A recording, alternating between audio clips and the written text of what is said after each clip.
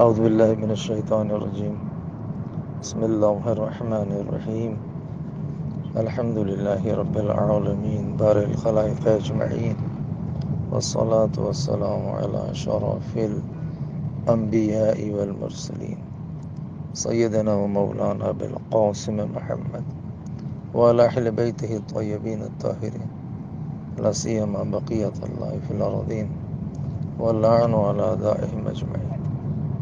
اما بعد فقد قال اللہ سبحانہ فی محکم کتابہ الکریم ایحسب ان لن یقدر علیہ احد یقول اہلکت مالا لبدا ایحسب ان لم یرہ احد.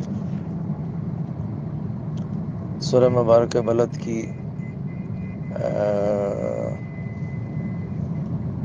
ترجمہ و تفسیر جاری ہے.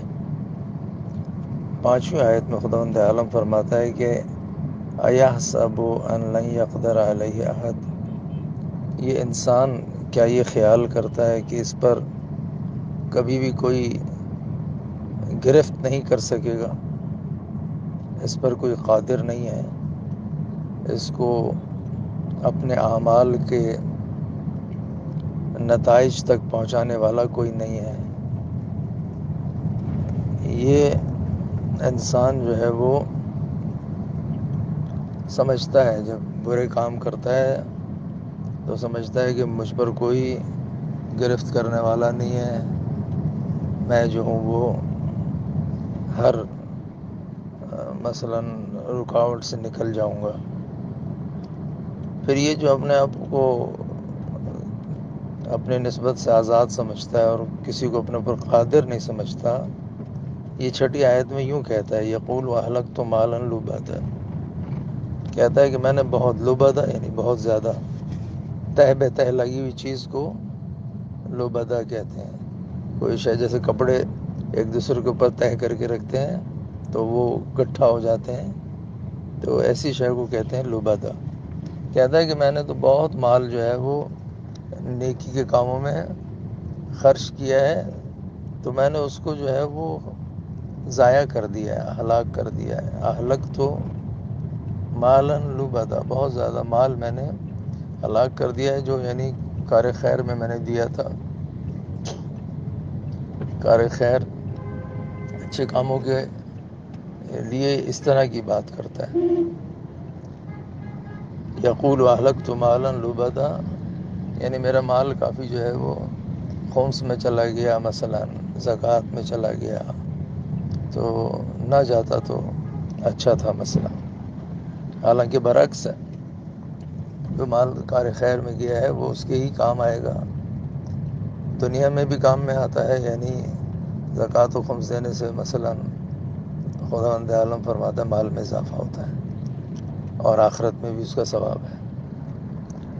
ایحسب ان لم یرہ احد، آیا انسان یہ گمان کرتا ہے کہ اس کے اعمال کا کوئی دیکھنے والا نہیں ہے؟ خداوند متعال ہر شے پہ حاضر و ناظر ہے. پھر اس کے ملائکہ، پھر انبیاء اور اولیاء، امام زمانہ اجل اللہ تعالیٰ فرجہ شریف، یہ سب جو ہے وہ انسان کے اعمال کے ناظر ہیں. تو اس کو یہ گمان نہیں کرنا چاہیے کہ کوئی اسے دیکھ نہیں رہا.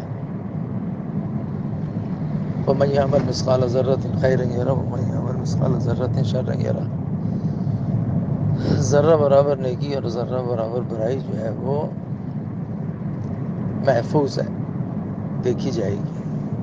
بس اس طرح کی جو ہے وہ باتیں اسے نہیں کرنی چاہیے. اور یہ جو فکر ہے یہ فکر صحیح نہیں ہے.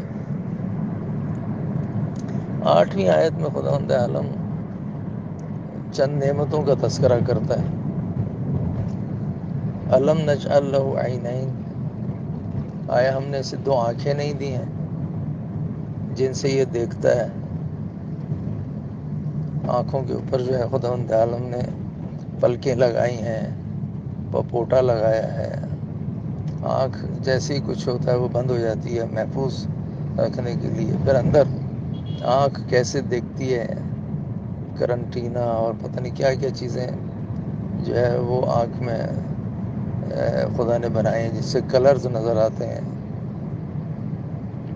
اور اس سے جو ہے وہ علم حاصل ہوتا ہے۔ تو اگر کوئی چیز حرام کی ہے کہ نہ دیکھو، تو وہاں پر انسان اپنی آنکھیں پپوٹے کے ذریعے بند کر سکتا ہے برائی اور مثلا نامحرم کو دیکھتے وقت۔ روایات میں آیا ہے کہ خداوند عالم روز قیامت اس شخص کو اپنے سائے میں رکھے گا جو نامحرم اگر سامنے آ جائے تو وہ اپنی آنکھوں کو بند کر لے اور نہ دیکھے۔